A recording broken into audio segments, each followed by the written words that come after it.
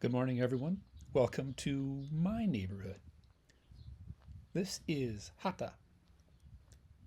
I live in Hata, Matsumoto, Nagano Prefecture, Japan. And I thought this morning we would just take a quick walk through my neighborhood. This is not a fancy neighborhood, it's mixed agricultural and residential and industrial, as you're going to see. I think what makes Japan so unique is the sort of peaceful nature, quiet nature of neighborhoods that are actually pretty tightly compacted together. You're also going to see a big mixture of houses, old, new, middle aged. You can kind of check out the various eras of residential construction. As you can see directly ahead of you, this is some of the newer stuff. We are in the middle of a construction boom, actually, in Matsumoto. It's a very popular place to move to and a great place to have a family and great work life balance here relative to the average in Japan. But what you're going to see also, though, is that there's mixed in with all these houses, these new houses. Look at that on the left. There's an abandoned or what they call akiya, empty house. And as seems to be the case with a lot of these houses, a kind of cool old K car from the early 2000s or late 90s that someone just could never bear to part with, all wrapped in kudzu. Right next to that, an immaculately maintained garden. So that's just one of the things about a Japanese neighborhood is you see it all right next to each other. On the right, you actually see a pretty big doctor's office here, Moriguchi. One of the cool things about neighborhoods in Japan is that here, if you wanted to go to the doctor, you don't have to go to a giant hospital and wait months and make an appointment. You just go to the doctor, and I actually have within 10-minute walk 3 doctor's offices and at least 2 dentists. In fact, there's a dentist literally right next to my house that we go to.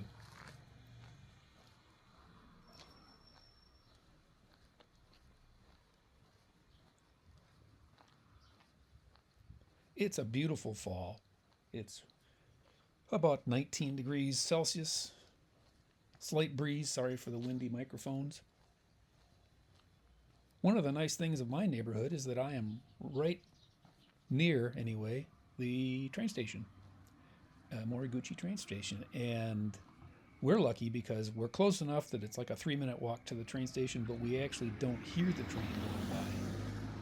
There's new construction coming in the neighborhood that they will hear the train at all hours. And here comes a train.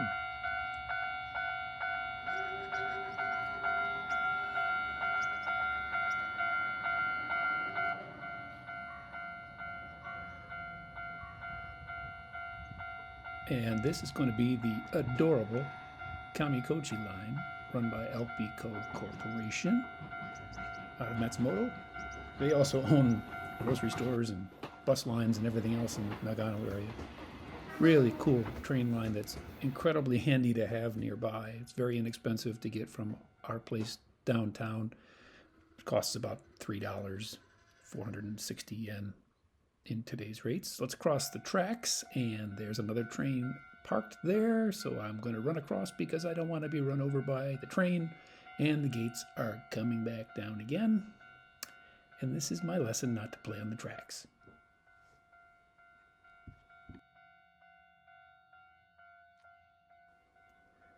Okay, onward. And we're going to head toward Highway 158, which is a national route, runs from Nagano, or Matsumoto, I should say, all the way up into the mountains, all the way to, I think, Takayama, but you can head toward Kamikochi National Park on that route.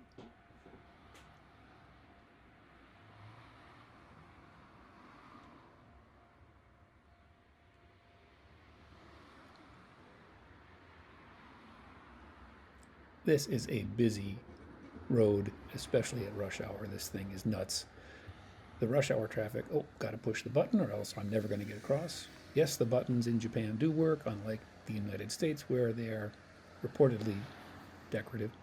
So, anyway, this road at rush hour, it'll take 45 minutes actually to get 5 miles.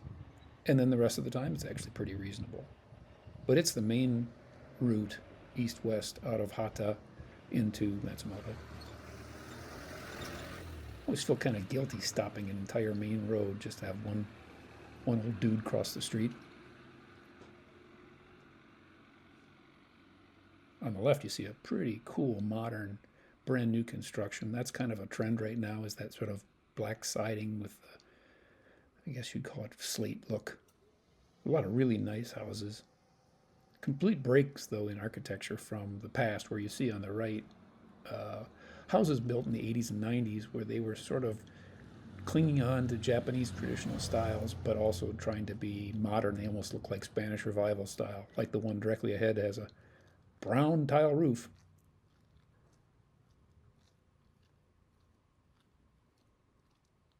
Those folks have a big new place with a really nice carport. I am jealous of their carport. Mine holds one mini car.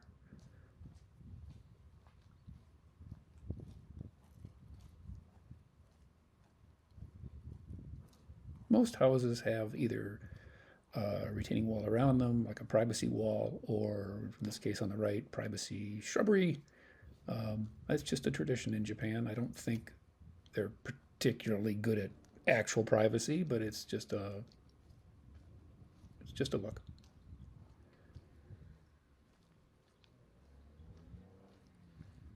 Up here, you'll see some industrial. So, like I said, they really blend industrial, residential all together here. I guess that's a necessity when you think that the amount of actual livable land in the country is a very small percentage of the total area. They've got to get a lot done with a small area. And I think that's taught people to cooperate and to live next to each other very, very peacefully. It's a lot of respect between neighbors here in general, especially compared to the West. People don't have their stereos blasting and, mufflerless cars and crazy stuff going on.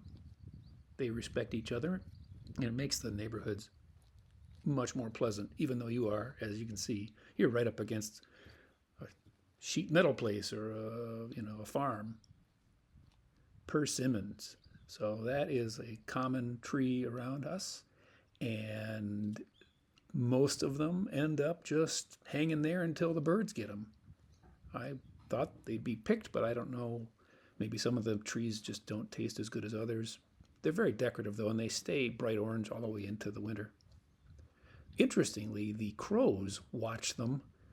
The crows around here kind of rule the place, and they watch those persimmons, and they wait until they taste just right, and then they'll start stripping the tree clean.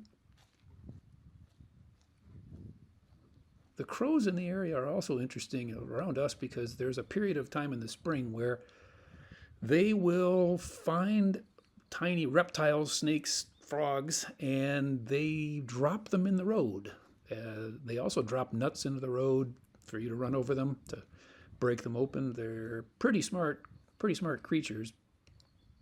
But there is one area near us where they just start murdering frogs and snakes, almost like a hobby, because they don't seem to actually eat them after the fact. They just leave them in the road.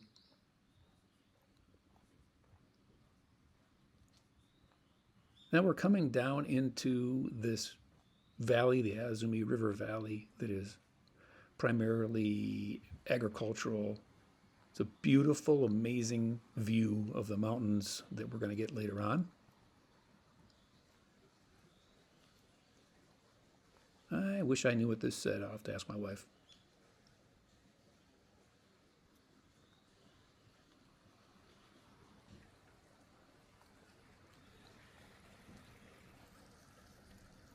The sound of running water is usually everywhere you go in neighborhoods around the mountains. It actually gives a nice white noise backdrop to life, because otherwise it would be very, very quiet most of the time.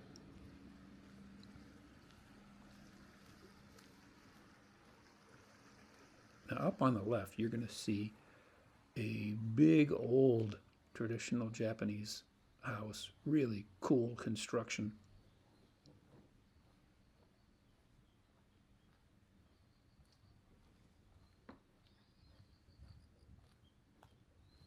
They did something kind of cool, I think, here, which is they made their retaining wall out of old roof tiles.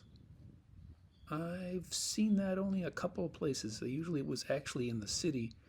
Osaka, I saw this a couple of times.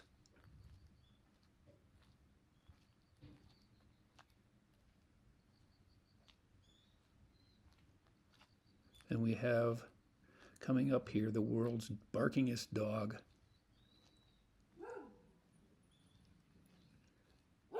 He actually seems like he just wants attention.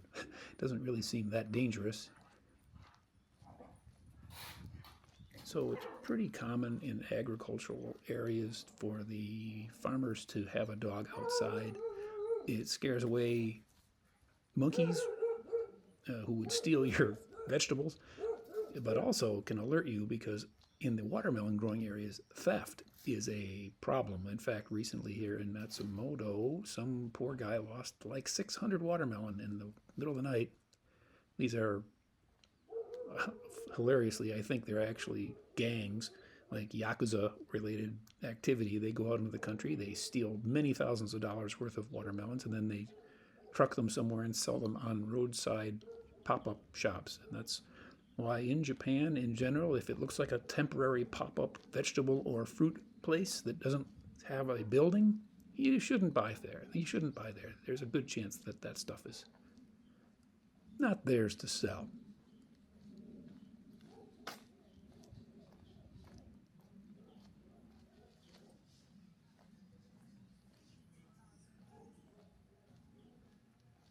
Another really great looking old house, traditional style.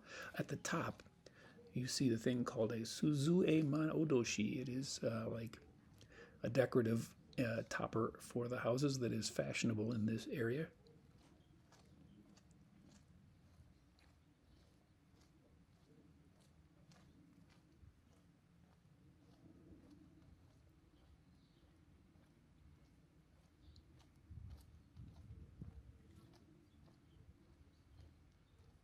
I have no idea what these people on the right do.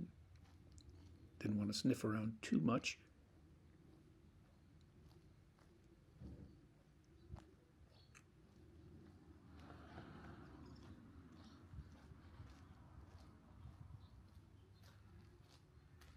More persimmons. Thank you very much. We're in the time of the year where the fall flowers are starting to bloom. There's a lot of color everywhere, a lot of wildflowers too.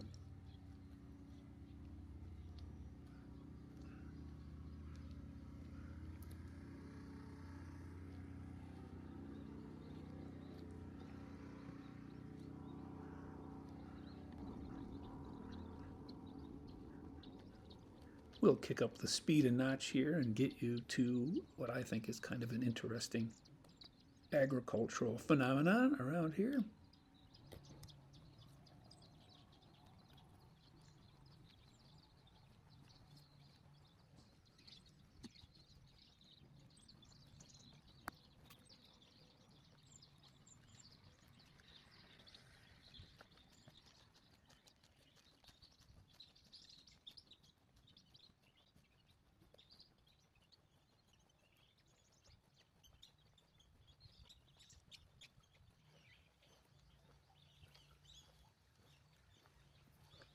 So out in this field, this used to be, there's a rice paddy, and now the rice has been harvested and they are stacked to dry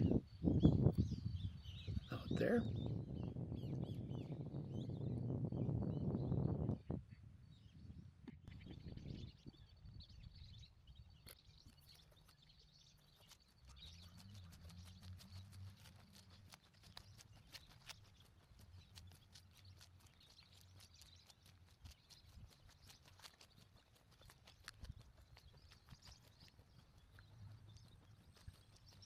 You can't beat this place for views. The scenery is amazing. The mountains in the background, in the wintertime, snow capped.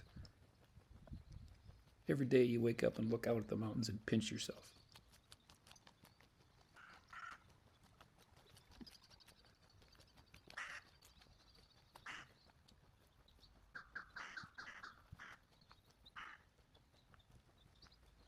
Well, if you made it this far, you're a hero. You're one of a tiny percentage of people that watch a video to the very end. Thanks for coming along. See you in the next one.